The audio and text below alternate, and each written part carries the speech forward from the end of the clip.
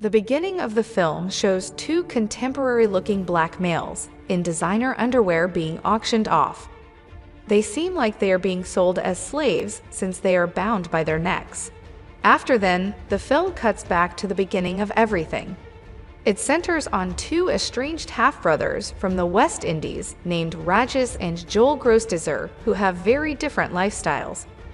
Black guy of one race named Joel just got out of jail after spending time for stealing an elderly woman's pocketbook.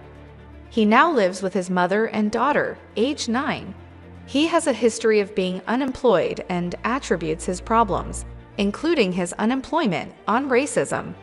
He has never, however, made a genuine effort to acquire employment. Régis, on the other hand, is a multiracial male. His daughter, who is 9 years old, is married to a white lady. He is well integrated into the upper class and lives in a wealthy town. Régis works as the mayor's assistant in the town hall where he resides.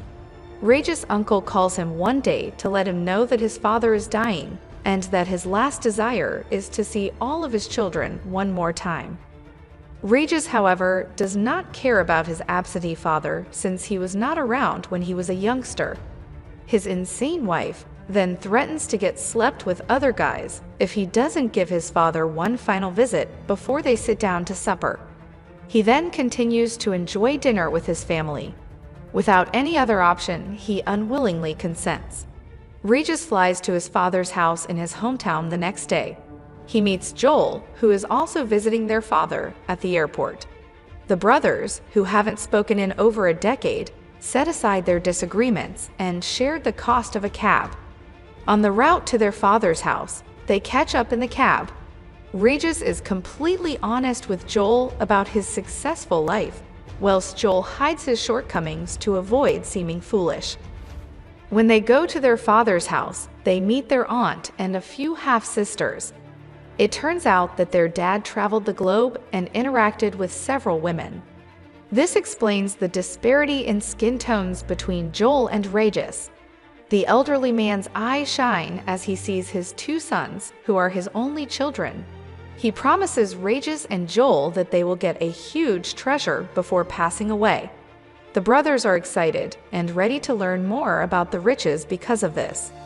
To their surprise, they only get a record of their ancestors' liberation as legacy. Several slaves receive this paper from their masters in exchange for doing an exceptional deed. Evidently, slavery was abolished in the West Indies long before Régis and Joel's forefathers acquired freedom. But don't worry about the significance of this piece of paper. They mock the so-called inheritance. Then, in front of their late father's sister, they mockingly tore the paper up. This infuriates the elderly lady, as she should, so she proceeds to discipline the brats. They are sent back in time to the 17th century, when slavery is still common, by a voodoo spell she puts on them. When Régis and Joel awaken in the next scene, they find themselves in an open field wearing just their fancy underwear. A few black folks who are running away in fear pass the two as they are left wondering what occurred. The Grosdésir brothers are taken into custody at precisely that moment by two additional slave hunters. After that, they are brought to a slave market and sold to a landowner named Monsieur Jourdain. Joel is put to work in the fields under the supervision of Henry, a violent and blatantly racist overseer, while Régis is sent to the residence's kitchens by Jourdain. The half-brothers soon realize that they have truly gone back in time to 1780, when slavery is still practiced. The slaves are forced to listen to a priest read from a phony Bible the next day, as he instructs the black people on how to submit to the whites. However, because only the Grosdésir brothers and the white people can read, they disagree with the information. Even the priest is taken aback when Régis reads him a passage from the book. Later on in the day, Joel arrives late to the game and is struck by Henry. Joel attempts to flee the farm since he is sick of Henry's abuse and conduct, but ends up striking his head on a pole and passing out as a result. He receives a public scourging for his deeds. Régis is summoned to Monsieur Jourdain's office that evening, when his aptitude for reading is recognized. He receives praise from Jourdain for being a clever slave, and he is given the authority to rule the other slaves alongside Henry. Rosalie, a female slave, is tending to Joel's wounds in the meantime. Joel has only known her for 5 minutes, but he's already taken a like to her. He moves in for a kiss at the perfect time, but she declines. Then, to Joel's dismay, Rosalie confesses her love for a fellow slave called Isidore. The next day, Régis performs his new duties and begins directing and instructing other slaves to do their tasks. Joel chastises his brother for being conceited after seeing him behaving like a white person. Régis, though, could care less and remained faithful to his new employers, reporting his efforts to Monsieur Jourdain throughout the day. When the white family eventually learns that Régis can read, they all start making fun of him. They also make fun of his piano-playing abilities. To everyone's astonishment, Régis is an excellent pianist. However, the whites brutally lash him as a consequence of this. Régis finally has had enough and decides he wants out. The next morning, the two brothers surreptitiously board Isaac, a Jewish man, to leave the plantation. When they arrive at his home, Isaac approaches them and admits that he was aware of their presence the whole time. The brothers beg him for compassion, but to their astonishment, Isaac treats them kindly and cares for them since Jews are also targets of prejudice. The assassins of Monsieur Jourdain soon show up at Isaac's house looking for the two brothers. Régis and Joel bid Isaac goodbye and snuck out the back door before being discovered. They go to the coast, where they board a broken-down boat and head out to sea. Funny enough, they encounter a vessel that is used to bring slaves to auctions, get apprehended, and are put in jail. The Grosdésir brothers eventually find themselves in the same slave market where Jourdain's goons purchased them. Fortunately, an African group known as the Maroons rescues the boys on their trip back to the plantation. It is now clear that the tribe's members were all slaves at some point prior to their exodus from their masters. After being accepted into the tribe, the two start chanting alongside the chief. Régis, who is married to a white woman, chooses not to chant when the Maroons discuss murdering the white people. The tribe is incensed by this and rapidly turns against the brothers. Thankfully, Régis and Joel are able to escape the tribe and make it to freedom. The two find themselves in an unfamiliar location the next day when they run across their aunt, who casts a spell on them. The brothers quickly recognized that she was the one who had sent them back in time. They beg her to break the enchantment and promise to do whatever it takes to make it happen. The elderly grandmother first rejects the boys' request, but as they persist, she offers them a clue. She informs them that in order to rejoin with Isidore and Rosalie and return to the present, they must return to the plantation. Without going into greater detail, she also instructs them to rectify the problem. The lady leaves her unique pipe behind and tells the brothers to smoke it when they succeed in their objective before vanishing. Joel recalls witnessing what seemed to be Isidore having oral sex with another guy while the two are discussing possible solutions to the problem. Additionally, he showed Régis a video of the event that was captured on his phone. Isidore is subsequently persuaded to be gay, and the two brothers incorrectly think that this is the error that they are meant to correct.